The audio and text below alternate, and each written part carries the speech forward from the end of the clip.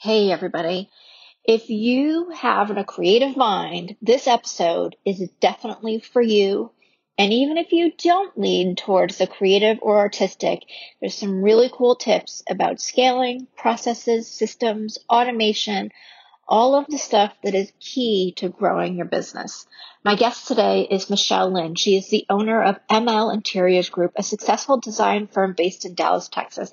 And she's also the founder of Designed for the Creative Mind, where she teaches other interior designers the proven practices and processes that give them more time to design because they're not stuck in that admin role trying to juggle all the hats.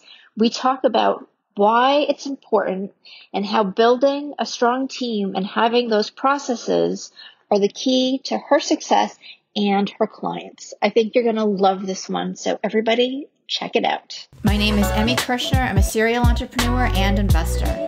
The one thing that I get asked all the time is, how do you achieve success in business and make an impact? In each episode of the Tribe of Leaders podcast, you'll hear from entrepreneurs and visionaries who share how their leadership has changed not only their lives, but the lives of everybody around them. Hey, could you do me a quick favor? Take a screenshot of this podcast episode right now and post it on your Instagram and tag me and anybody else who you think could benefit from it, especially if you've been finding value. I'm so grateful for you listening. Hey, Michelle, welcome to the Tribe of Leaders podcast. Super excited to have you on the show today. And I'm going to have you introduce yourself, but I have to tell you that part of why I'm really excited to talk to you is because for a brief period in time, I thought about becoming a designer, and my grandmother started, way back in like the 50s, started her career as a designer. So it's nice to meet with and talk to an incredible expert. Oh my gosh, I had no idea. That is so cool. Yes, it's such an interesting industry, and thank you, Emmy, for having me as a guest. I'm just honored to be amongst the amazing group of people that you've had conversations with thus far. So thank you for having me. You're welcome. You're welcome. Yeah. I thought I wanted to be an architect until I realized that calculus and math was not my forte. Yeah. So then I was like, design would be fantastic because I love the space and the textures and the colors and everything. And then I just ended up with business. So, it's there's still time. There's still right. Time. Yes. Right. I'm planning on living for a really long time. So share with everybody, who's listening, who you are, what you do, and what makes you magic. Oh, right. Magic. Magic.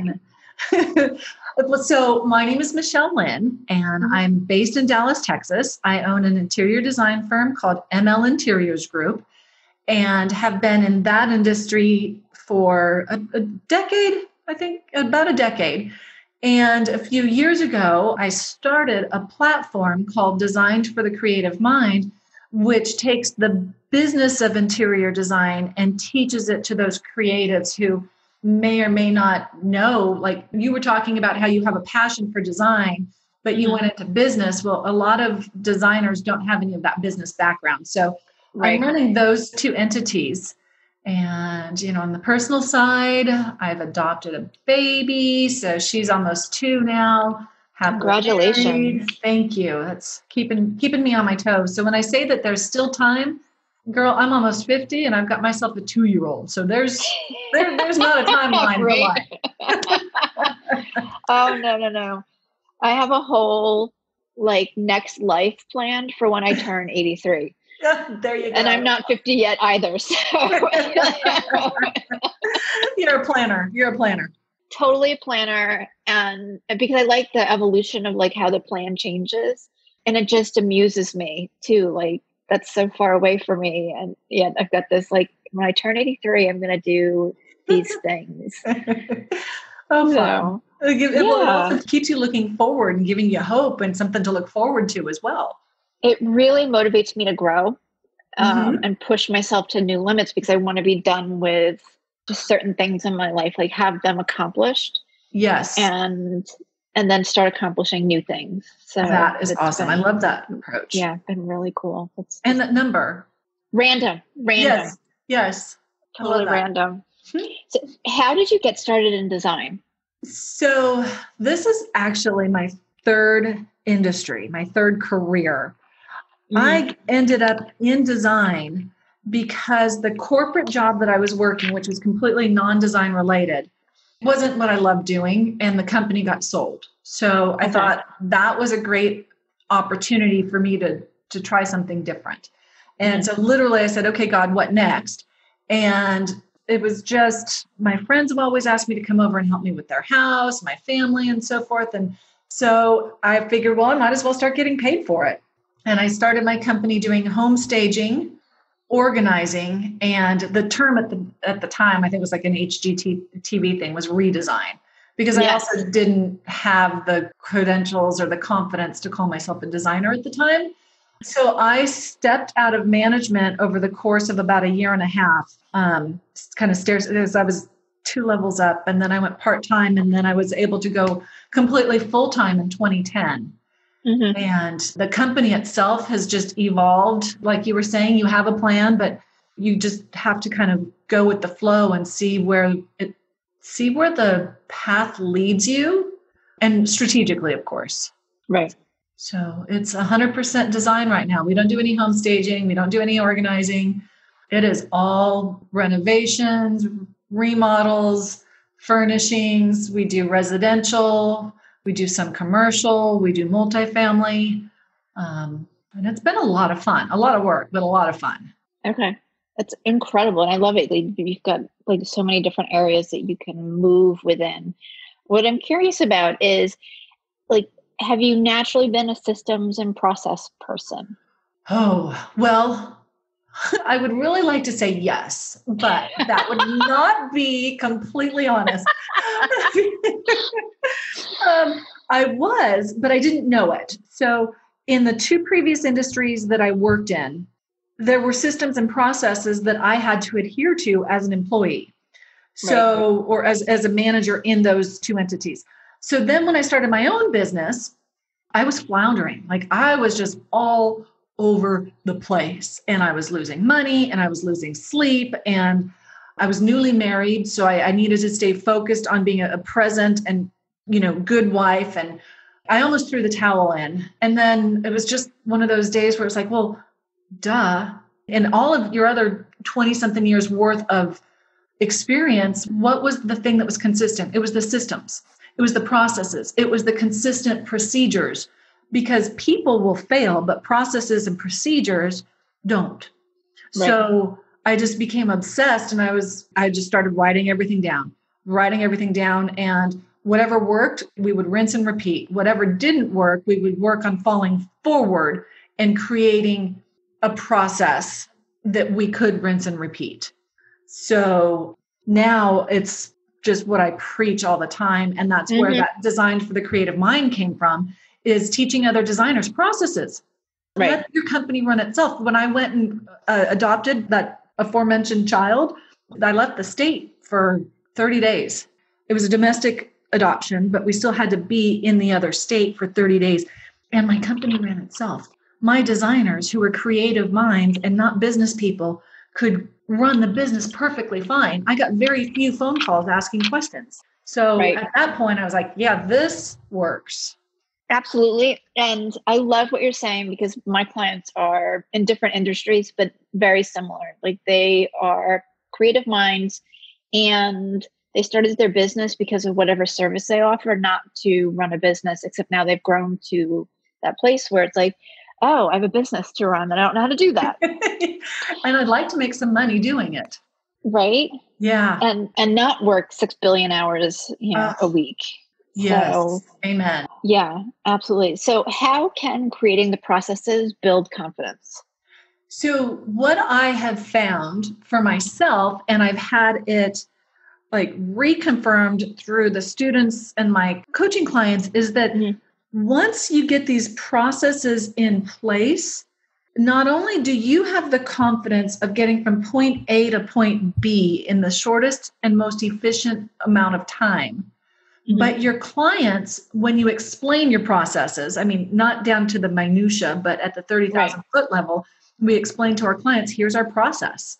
They have more confidence in us and are willing to pay more for our services because they have confidence that we're going to be good stewards of their money. And it's a snowball effect. Plus, you're just cruising. It's like having a roadmap of how to get from Los Angeles to New York in the shortest amount of time. You're not veering off, unless you choose to, of course, to go see the Grand Canyon or something, but you're not veering off course. You're going directly from point A to point B, and you're taking your client with you. Absolutely. Absolutely. And I find too that when you have systems and processes in place, not only what you said, but the clients really valuing and appreciating their experience, but you have more time and more freedom and you're making more money. Yes, you have more time to do what it is that you're passionate about. I think that you're not spending the time or the energy trying to recreate the wheel for every project.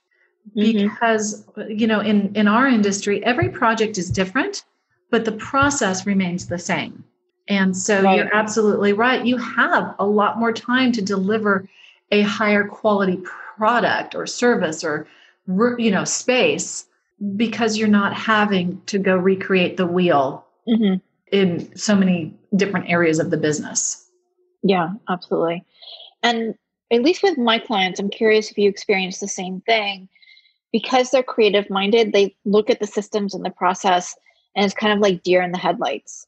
Yeah. And I think that once they understand that it makes life easier, then they become a huge fan and a huge advocate of the processes themselves. But to create them, I think, is overwhelming, which is why I love to be able to say, look, this is what works for me. How can we tailor it to you? Plagiarize it if you need to. But then you can also scale your business because you've become an advocate of these processes. And as you hire other individuals to help, you don't have to manage them as much as the business processes will lead them. Right. Absolutely. So, yeah, I think it's that first hurdle. But once they've seen how it works for other designers, and thankfully I can literally share with them that this has been successful, that they'll buy in. They're not, as long as they're not the first. Right. And I don't know about you as well, but like my clients, because what they do comes so naturally to them, frequently they're not charging enough. They don't want to ask like sales, and the idea of making a ton of money is scary for them. Yeah, that's one of the things that I instinctually knew that when I created my interior design business masterclass. I instinctively knew that. But I'm still surprised at how little designers will charge. And part of it is, I believe we all have our own money stories and our money issues that we've grown up with. Whatever our story is that we brought to this business stays there. A relationship that we have with money, taking for granted that this is so easy for me. Why would somebody pay me a bucket of money? Right. But then it's also, let's flip that on its head. And what are you delivering? Like, you are delivering not just a beautiful, like in my industry, not just a beautiful space, not just a beautiful home, but you are creating a refuge for busy people, busy professionals, busy moms, busy individuals to come home to and recharge and relax and be the best person that they can be when they wake up in the morning, because their space nurtures them. And when it's a well-done design and everything's comfortable and you can use it and it's functional, then your clients are more efficient in their own space.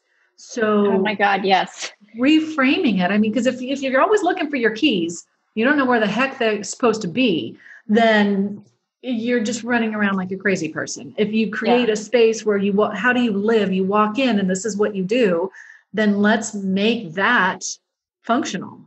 No, I so agree with you. And to me, the value is tremendous. I moved out of the house that I raised my kids in, lived in for 12 years. out in the burbs and moved into downtown Philly this past August, and I got rid of literally everything. Oh, boy, didn't that feel good? Oh my God, yes. And all of my furniture was old, some from college still, but everything had been like the boys have grown up on it. Their friends have jumped all over it, multiple dogs, etc. Like it had exhausted its use anyways. And I'd just been waiting to be able to move. And I had a designer come and like map everything out, do the layout, coordinate everything. In the midst of me moving my younger guy going to college and moving my older guy into Philly as well. And like the sense of peace and tranquility that he was handling everything and everything was going to match and scale like correctly. Like a lot of times I'm like, just pick a lamp that you think is going to go. And then you get it home and you're like, nope, not quite. Right. And everything is exactly the way I wanted it. And that experience is so valuable because I work from home and I'm here all the time. And aren't you glad you had that done? Yes. I don't want to spend the time. I'm not I cannot do like the TJ Maxx stuff. And I know some people love it and they're excellent at it. It sends me right into like my eyes rolling in the back of my head. Well, you know what? Ironically, I can totally understand that. Like I'm blessed with two amazing designers. My business outgrew my skill set. And I'm so grateful because like, I just don't like shopping anymore. Oh no, that either. or just like shopping for something like going, like you said, going into TJ Maxx, which is a great place and it works well for so many solutions. But, I much prefer creating the custom option or semi-custom option for our clients so that they have exactly what you're saying, exactly what you want. And with today's performance fabrics and so forth, like you can have a light colored couch, spill red wine on it and not cry. Right? Yeah. It's amazing what's available these days. Yeah, it's incredible. So I think I just love what you're saying because the value and having other designers and other creative people in general, like really look at the value and recognizing that just because it's easy for them doesn't mean that it's easy for everybody else.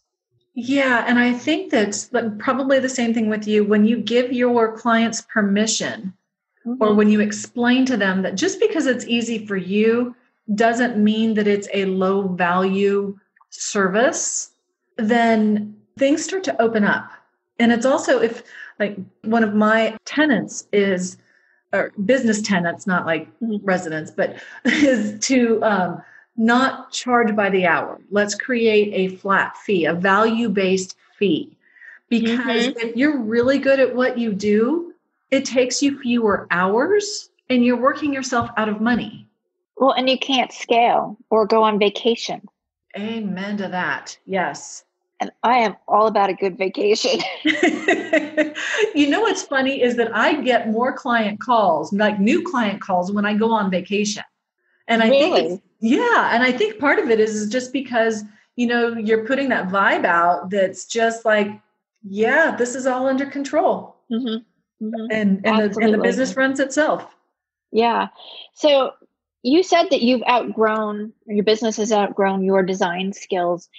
At what point did you recognize that? And I guess one, how did it feel? But two, like this is where, for me at least, like you're really stepping into a new leadership role because you've got to step back and let other people kind of take charge in different areas. Well, I've nicknamed it efficiently lazy. I like that.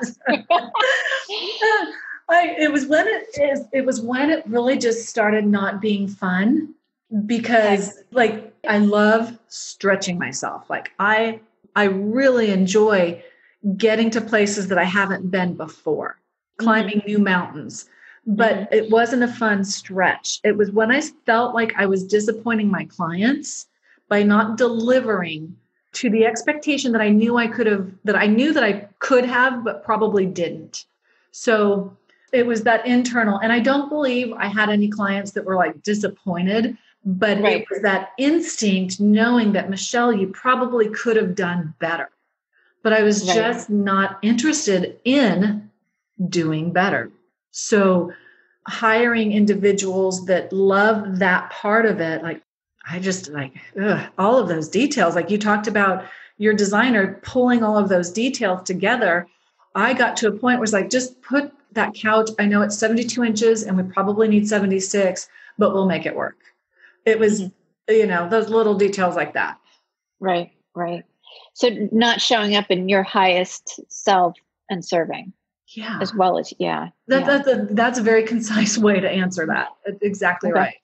So you're aware of that and you start bringing team members on. I know, again, in my experience, a lot of entrepreneurs feel like, it's hard to train somebody. They're not going to do as good of a job. Sometimes It's just way easier for me to do it myself. How did you overcome that and build a team that you can go on vacation or be, out of state and away from your business for a month and have it be on autopilot? Because for me, that's the true sign of success.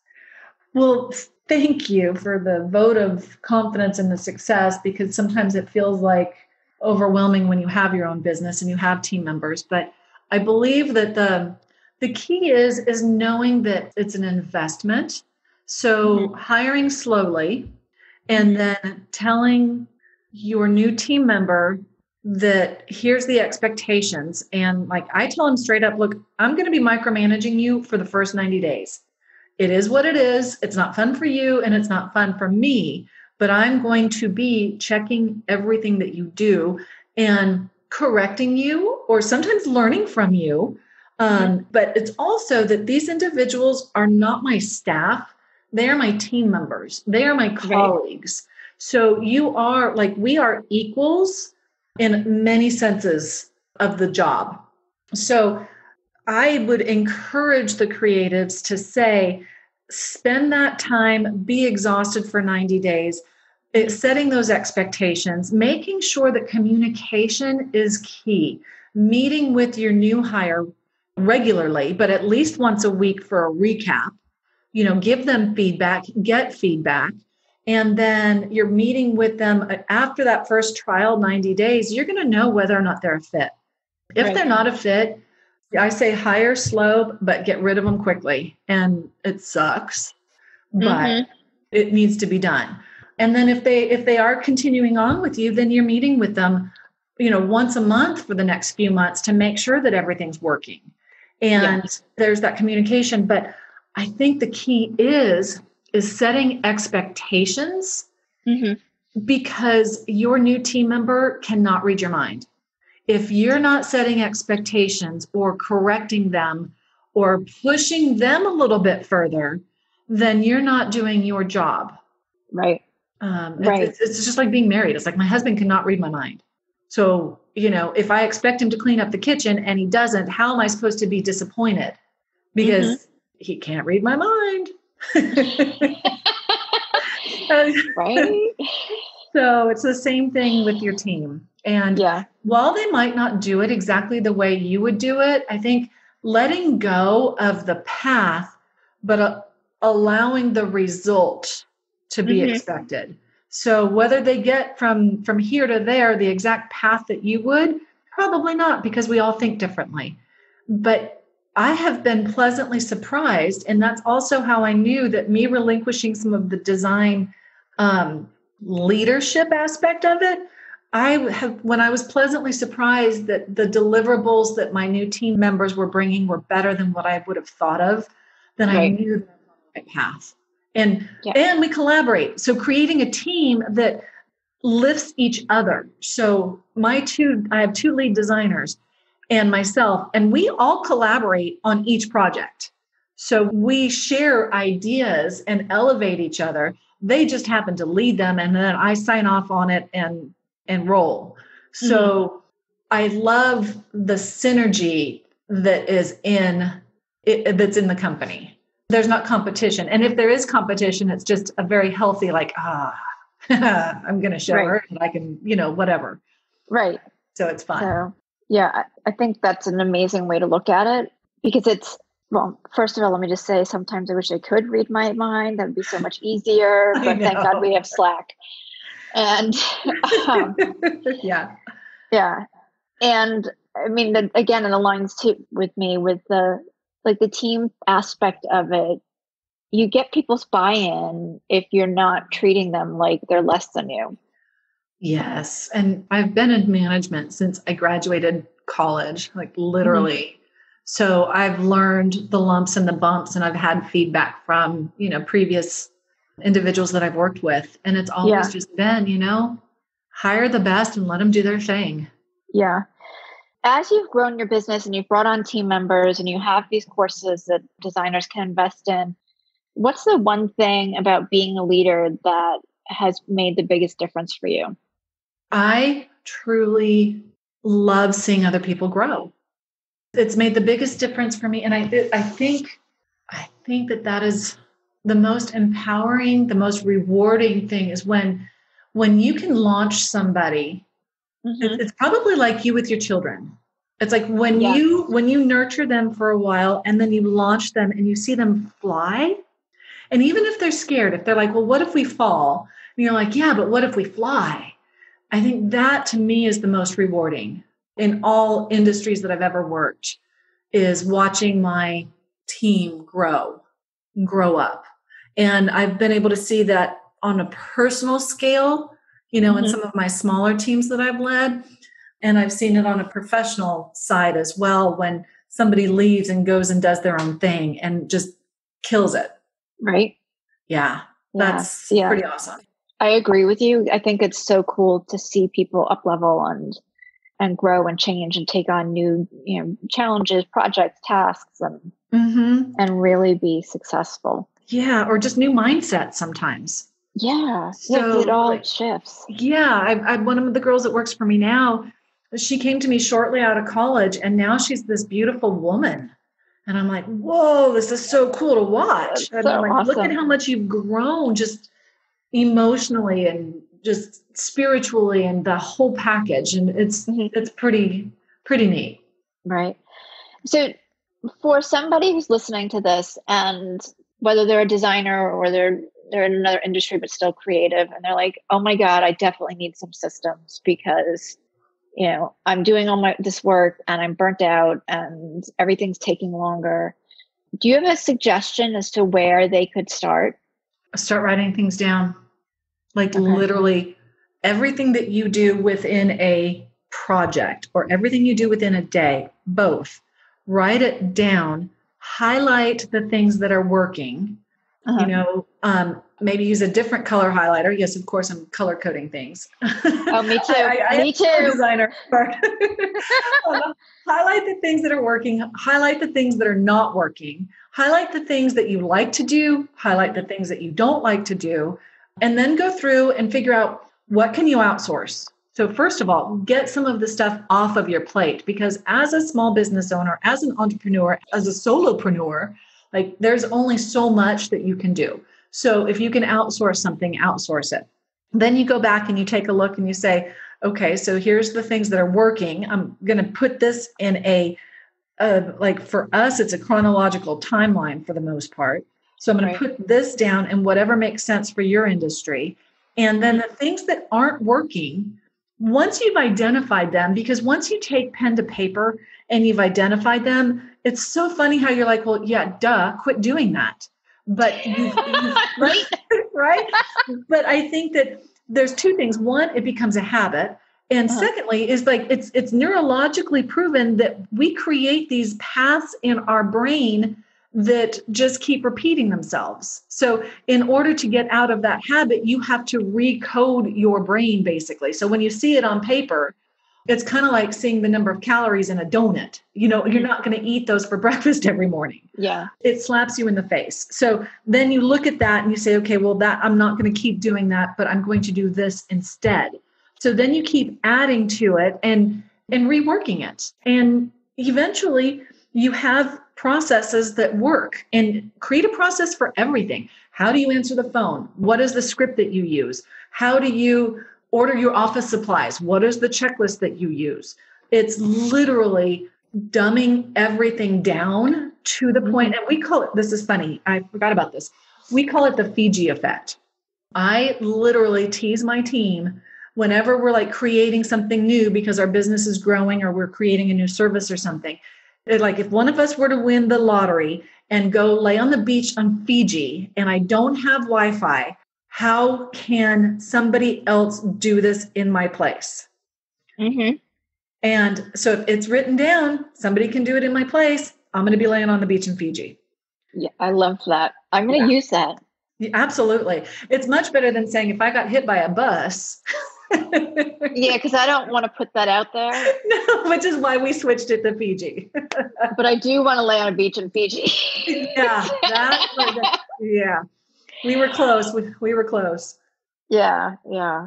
Michelle, you have some really cool resources too that would help people kind of even take like the next step in systems and processes. And can you share those? Sure, absolutely. Thank you for asking. You're welcome. I have some that are just open for the general public that are at my designforthecreativemind.com website, courses and resources and things like that. But for your listeners, I have 3 things because you have such a wide audience. If it's just somebody who needs help with some design, we do virtual design. We've been doing it for years. It's a way that individuals can get some assistance from afar if they're willing to do a little bit of the work themselves. And so we call that e-design, and I'm offering 10% off anybody who calls in and says, hey, I heard you on the podcast. Right. And then I have a review and planning guide that's good for just about anybody who's in a small business. Mm-hmm. But even just in general, if you're in a position of any responsibility. And it's a review that is basically a list of questions that help you assess your business and plan for the future. So I do it every year. Sometimes I do it every 6 months because it really dives down into some of the nuances that you don't otherwise think about. You just go through the routine. Right. And then if anybody is an interior designer, decorator, home stager, or they want to create their business, then I am offering $100 off of my Design for the Creative Mind Interior Design Business Masterclass. And so, it's up on the website as well. Okay. And, or they can just call me and say, hey, I heard you on the podcast, and we'll get them all hooked up. Great. And we'll have all your info and the links in the show notes too. So if you're listening, go there and we can get you hooked up and connected to Michelle. Yeah. Super easy. Yeah. Cool. Well, thank you for sharing that. I'm really excited. And again, you and I are so aligned because I do the same thing. I have both a life blueprint and like a business assessment that I want to give my clients, but I do regularly to keep me aligned with, am I achieving what I want? And just asking myself different questions so I'm not in the rote day-to-day groundhog experience. Yeah, because it's so easy just to rinse and repeat, rinse and repeat, rinse and repeat, but then you're not growing. And maybe you're rinsing and repeating something that is just not in your best interest in the long run. Exactly. So cool. So again, just kind of circling back to growing the team and putting things on autopilot and communication being so important. Mm-hmm. How do you build boundaries so that you're not necessarily like over communicating or over complicating things so that you can actually step away? A lot of it is just everything's written down. Everything's written down. It's just, follow this process. But it's also providing space for the team to give input and say, this isn't working anymore. Mm-hmm. And then we have weekly meetings and so forth. But our boundaries are oftentimes more necessary with our clients. So getting a text at 7:00 at night, asking where their couch is or something, we put boundaries in place and communicate them with our clients as we're courting them and then as we're onboarding them. We don't share our cell phones with our clients until potentially later. Like that's an option that the designers have. But then there's sometimes the clients are like, oh no, you're not getting my cell phone because I know you'll be calling me multiple times. Right.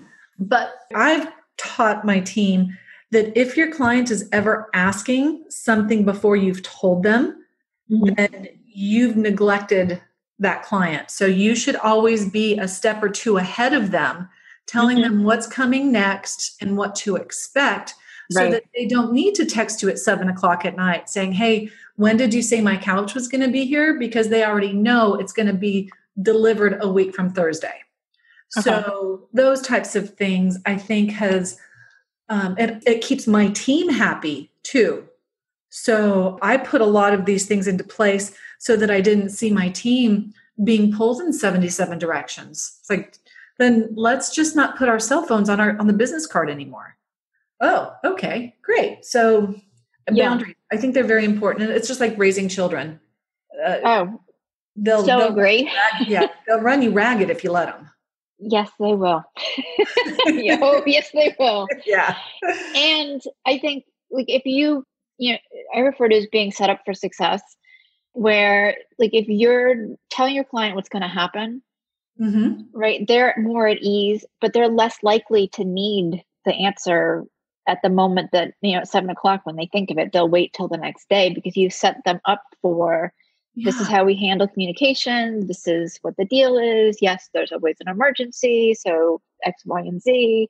Exactly. And we do our Friday follow-ups. There's nothing more frustrating than a construction project that I've been the recipient of, and I don't know what's coming next. I don't know when a contractor is going to be on site.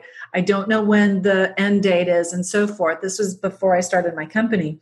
So one of the things that we implemented early is every Friday, we send every active project an email.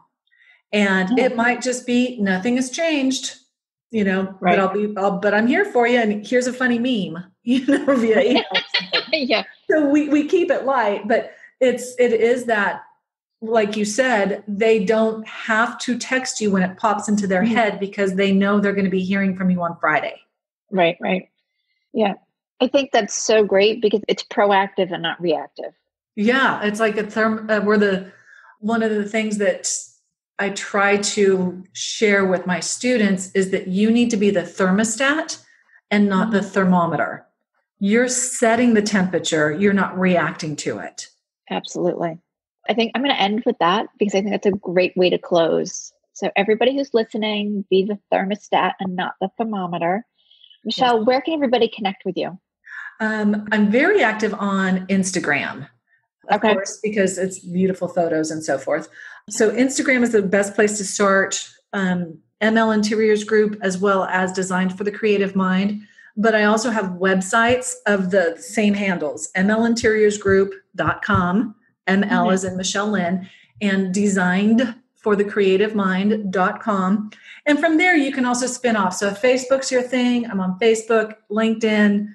I don't do the Twitter. That was just overwhelmingly noisy to me. Pinterest, very active on Pinterest. So yeah, I am pretty close to everywhere. You are. I don't do Twitter either. Yeah. And I'm not on Pinterest. So.